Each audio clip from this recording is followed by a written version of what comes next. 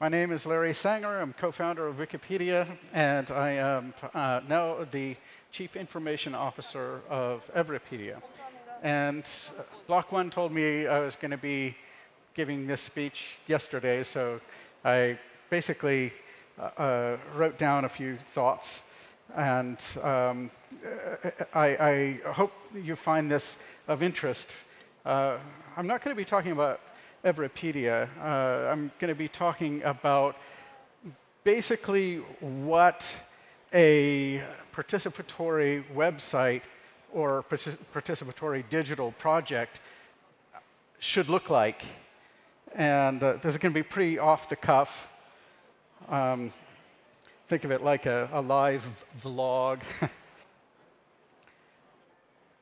I want to begin this by saying that blockchain projects have to have motivation. In particular, there has to be something about your mission that requires a decentralized platform, right? What does that mean? Among other things, what that means is there's no single locus of power.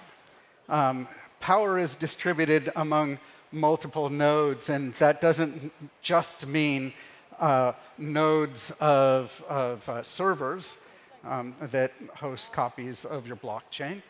It also means a distributed power among individuals or among organizations.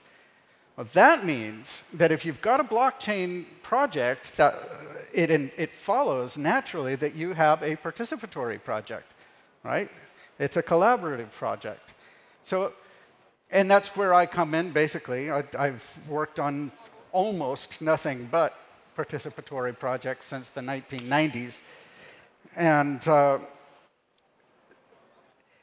one thing that I have learned and practiced actually from early on is that to make a really successful participatory project, you have to engage the participants. It's pretty obvious, but a lot of people don't really do it, I find. And so I want to just talk about what it means. So in general, what it means is you need to reach out and not just get feedback from people who are using your app after it's been built, but engaging the users as partners at every step of the process, even from the earliest planning stages. So, right. If your users are essentially acting as volunteers, right, which, let's face it, in most cases they are, even if they're earning a few tokens for what they're doing, it probably isn't worth very much, and they don't expect it to be. Basically, they are volunteers. You're getting a lot more out of their involvement than they are getting from you, right? If that's the case, then at any time, they can pick up their ball and go away. And that's the danger, attrition. I find that the possibility of attrition, just people leaving your project after engaging in it for a few days, is rife in pretty much all participatory projects. Projects that begin with a big boom, often, usually, after a couple of months, or at least a year, often are just dead. All of that earlier momentum was not captured. And why not? The reason is those people weren't being listened to. Right? If you design the project from the beginning, listening to those people, always having their interests, their preferences, working essentially with them, for them, if you think of it that way, then they're going to be a lot happier and a lot more likely to stick around. So you need to talk to them one-on-one. This is what they talk a lot about in books you've probably read about the lean startup philosophy. I don't necessarily agree with every aspect of lean startup philosophy, but this I do, that it's really important that you have user interviews and do surveys, if nothing else. I mean, geez, at least that. But no, more than that, actually more than just asking their opinion, right? You need to also share your information with them so that it's a two-way street. It's an actual interaction between equals, right? You're actually trying to engage them, make them feel like they are partners in your project. If they don't feel that way, they don't have any extra reason to stick around.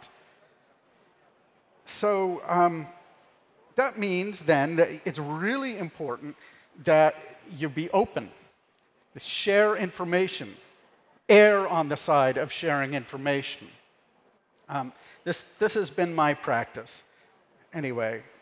So unless you're being like really closely watched by the SEC or a board of directors or something like that, and there's things that are corporate secrets, whatever, yes, of course, there's going to be exceptions like that.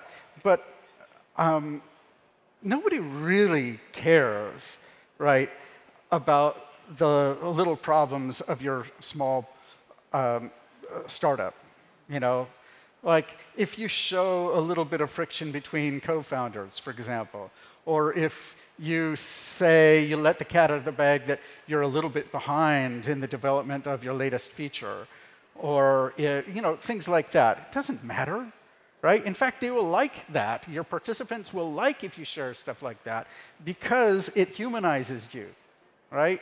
You don't pretend like you're above them.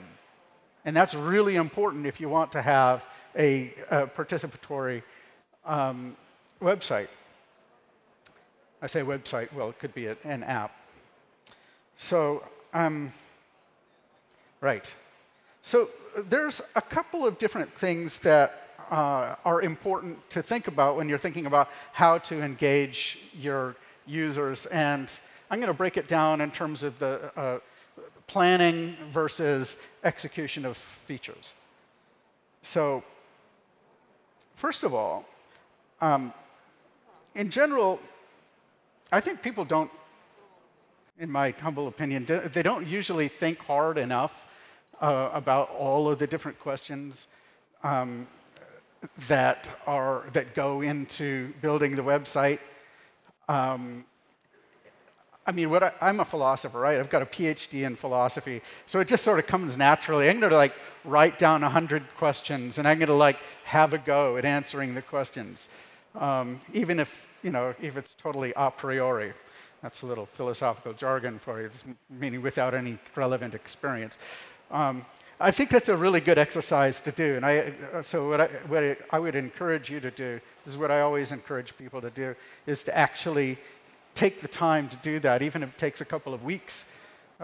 Every new project I do this. I sort of shut down for a month or a couple of months. I did when I was doing the onboarding process with Everpedia. It's like, how do I want my piece of Everpedia to look?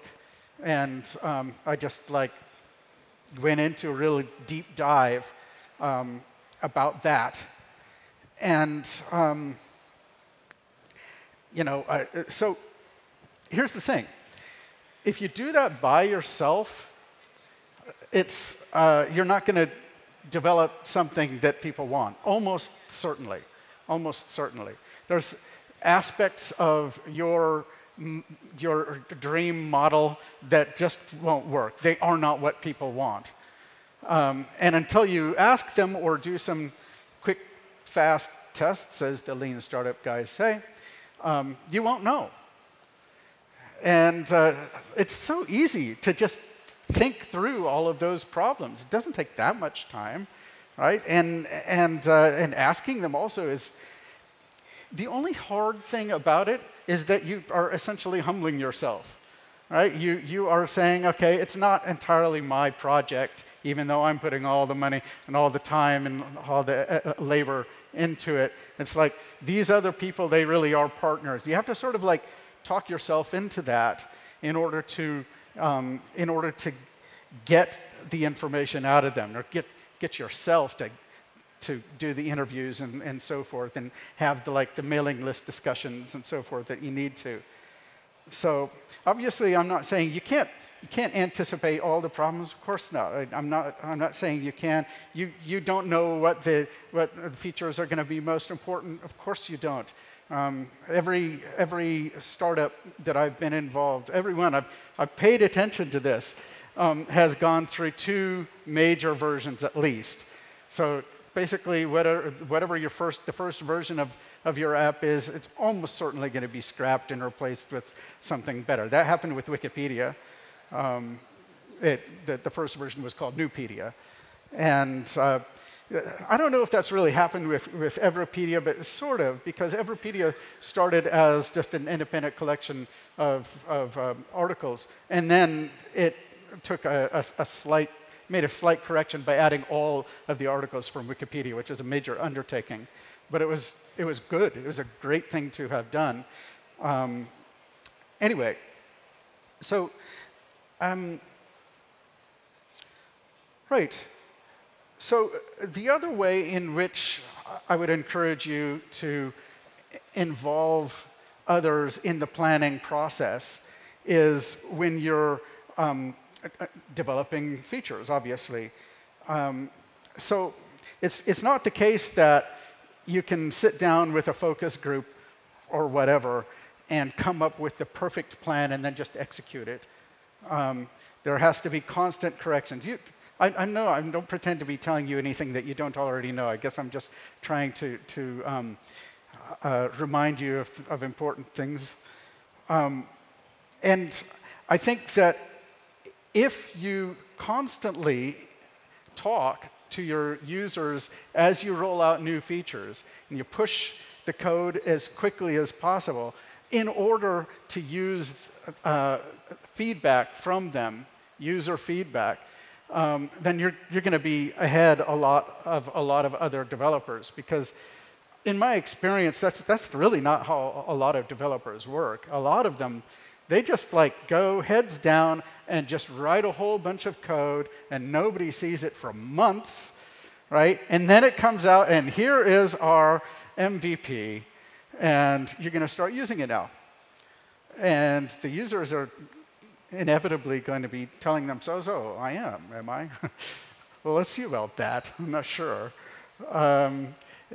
You have to actually engage them at every step of the development process. As soon as you have something that even plausibly can be put in front of people, you let them do the minimal thing they can do, which is find bugs or whatever.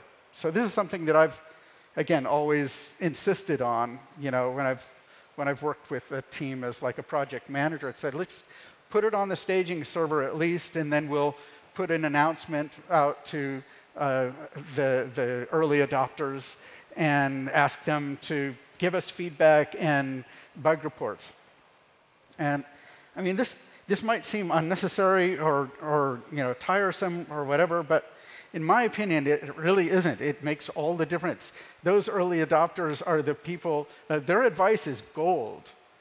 They will give you all kinds of ideas that you will not think of yourself. If you have in-depth enough discussions, that's a big if, because a lot of people, they'll just do quick and dirty surveys, and they won't actually deeply discuss things with people.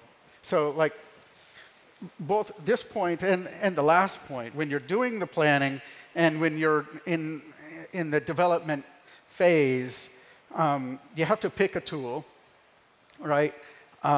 We interact with our users using, I think 4 different ways. We've got a very, very active Telegram group. I'm talking about Everpedia now.